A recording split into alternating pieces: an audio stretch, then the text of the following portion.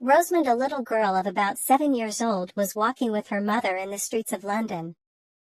As she passed along, she looked in at the windows of several shops. And she saw a great variety of different sorts of things of which she did not know the use or even the names. She wished to stop and look at them.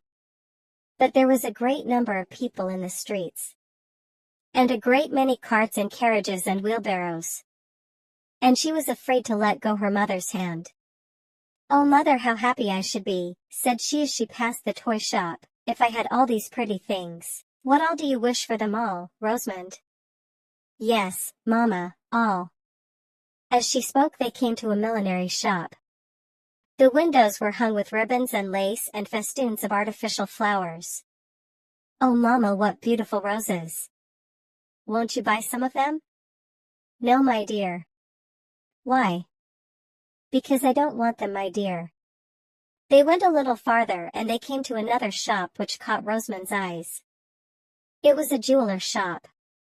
And there were a great many pretty baubles ranged in drawers behind glass. "Mamma, you'll buy some of these." "Which of them, Rosamond?" "Which?" "I don't know which, but any of them, for they are all pretty." "Yes, they are all pretty. But of what use would they be to me?" "Use? Oh, I'm sure you could find some use or other if you would only buy them first. But I would rather find out the use first." Rosamond was very sorry that her mother wanted nothing. Presently, however, they came to a shop which appeared to her far more beautiful than the rest. It was a chemist's shop. But she did not know that. "Oh, mother, oh," cried she, pulling her mother's hand. "Look, look, blue, green, red, yellow, and purple. Oh, mamma, what beautiful things! Won't you buy some of these?" Still her mother answered as before. "What use would they be to me, Rosamond?" "You might put flowers in there, mamma. And they would look so pretty on the chimney piece. I wish I had one of them." "You have a flower vase," said her mother. "And that is not for flowers." "But I could use it for a flower vase, mamma, you know." "Perhaps if you were to see it nearer, if you were to examine it, you might be disappointed." "No, indeed, I'm sure I should not. I should like it exceedingly." Rosamond kept her head turned to look at the purple vase till she could see it no longer. "Then, mother," said she after a pause, "perhaps you have no money." "Yes, I have, dear." "Me, if I had money I would buy roses and boxes and purple flower pots and everything." Rosamond was obliged to pause in the midst of her speech. "Oh, mamma, would you stop a minute for me? I have got a stone in my shoe. It hurts me very much." "How comes there to be a stone in your shoe?" "Because of this great hole, mamma. It comes in there. My shoes are quite worn out. I wish you'd be so very good as to give me another pair." "Nay, Rosamond, but I have not money enough to buy shoes and flower pots and boxes and everything." Rosamond thought that was a great pity. But now her foot, which had been hurt by the stone, began to give her so much pain that she was obliged to hop every other step. And she could think of nothing else. They came to a shoemaker's shop soon afterwards. There, mamma, there are shoes. There are little shoes that would just fit me. And you know shoes would be really of use to me." "Yes, so they would, Rosamond. Come in." She followed her mother into the shop. Mr. Soule, the shoemaker, had a great many customers and his shop was full. So they were obliged to wait. "Well, Rosamond," said her mother, "you don't think this shop so pretty as the rest?" "No, not nearly. It's black and dark. And there are nothing but shoes all around, and besides there's a very disagreeable smell. That smell is the smell of new leather." "Is it?" "Oh," said Rosamond, looking around. "There is a pair of little shoes. They'll just fit me, I'm sure." "Perhaps they might. But you cannot be sure till you have tried them on. Any more than you can be quite sure that you should like the purple vase exceedingly till you have examined it more attentively." "Why, I don't know about the shoes certainly till I've tried. But mamma, I'm quite sure I should like the flower pot." Well, which would you rather have, that jar or a pair of shoes? I will buy either for you. Dear Mama, thank you. But if you could buy both. No, not both. Then the jar if you please. But I should tell you that I shall not give you another pair of shoes this month. This month? That's a very long time indeed. You can't think how these hurt me. I believe I'd better have the new shoes. But yet that purple flower pot. Oh, indeed, Mama, these shoes are not so very bad. I think I might wear them a little longer. And the month will soon be over. I think I can make them last to the end of the month, can't I? Don't you think so, Mama? Nay, my dear, I want you to think for yourself. You will have time enough to consider about it whilst I speak to Mr. Sole about my boots. Mr. Sole was by this time at leisure. And whilst her mother was speaking to him, Rosamond stood in profound meditation with one shoe on and the other in her hand. Well, my dear, have you decided? Mama, yes. I believe, if you please, I should like the flower pot. That is, if you won't think me very silly, Mama. Why, as to that I can't promise you, Rosamond. But when you are to judge for yourself, you should choose what will make you the happiest.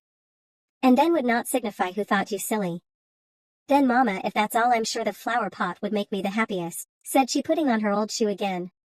So I choose the flower pot. Very well, you shall have it. Clasp your shoe and come home. Rosamond clasped her shoe and ran after her mother. It was not long before the shoe came down at the heel. And many times was she obliged to stop to take the stones out of her shoe. And often was she obliged to hop with pain. But still the thoughts of the purple flower pot prevailed. And she persisted in her choice. When they came to the shop with the large window, Rosamond felt her joy redouble. Upon hearing her mother desire the servant who was with them to buy the purple jar and bring it home. He had other commissions, so he did not return with them. Rosamond, as soon as she got in, ran to gather all her own flowers which she had in a corner of her mother's garden. I'm afraid they'll be dead before the flower pot comes. Rosamond said her mother to her when she was coming in with the flowers in her lap. No, indeed, Mama, it will come home very soon, I dare say. And shan't I be very happy putting them into the purple flower pot? I hope so, my dear. The servant was much longer returning home than Rosamond had expected. But at length he came. And brought with him the long-wished-for jar. The moment it was set down upon the table, Rosamond ran up with an exclamation of joy. I may have it now, Mama? Yes, my dear, it is yours. Rosamond poured the flowers from her lap upon the carpet and seized the purple flower pot. Oh, dear mother, cried she as soon as she had taken off the top. But there's something dark in it. It smells very disagreeable. What is in it? I didn't want this black stuff. Nor I neither, my dear. But what shall I do with it, Mama? That I cannot tell. But it will be of no use to me, Mama. That I can't help. But I must pour it out and fill the flower pot with water. That's as you please, my dear. Will you lend me a bowl to pour it into, Mama? That was more than I promised you, my dear. But I will lend you a bowl. The bowl was produced. And Rosamond proceeded to empty the purple vase. But what was her surprise and disappointment when it was entirely empty? To find that it was no longer a purple vase. It was a plain white glass jar, which had appeared to have that beautiful color merely from the liquor with which it had been filled. Little Rosamond burst into tears. Why should you cry, my dear, said her mother. It will be of as much use to you now as ever for a flower vase. But it won't look so pretty on the chimney piece. I am sure if I had known that it was not really purple, I should not have wished to have it so much. But didn't I tell you that you had not examined it? And that perhaps you would be disappointed. And so I am disappointed indeed. I wish I had believed you beforehand. Now I had much rather have the shoes. For I shall not be able to walk all this month. Even walking home that little way hurt me exceedingly. Mama, I'll give you the flower pot back again. And that purple stuff and all. If you'll only give me the shoes. No, Rosamond, you must abide by your own choice. And now the best thing you can possibly do is to bear your disappointment with good humor. I will bear it as well I can, said Rosamond, wiping her eyes. And she began slowly and sorrowfully to fill the vase with flowers. But Rosamond's disappointment did not end here. Many were the difficulties and distresses into which her imprudent choice brought her before the end of the month. Every day her shoes grew worse and worse, till at last she could neither run, dance, jump nor walk in them. Whenever Rosamond was called to see anything, she was pulling up her shoes at the heels. and was sure to be too late. Whenever her mother was going out to walk, she could not take Rosamond with her, for Rosamond had no soles to her shoes.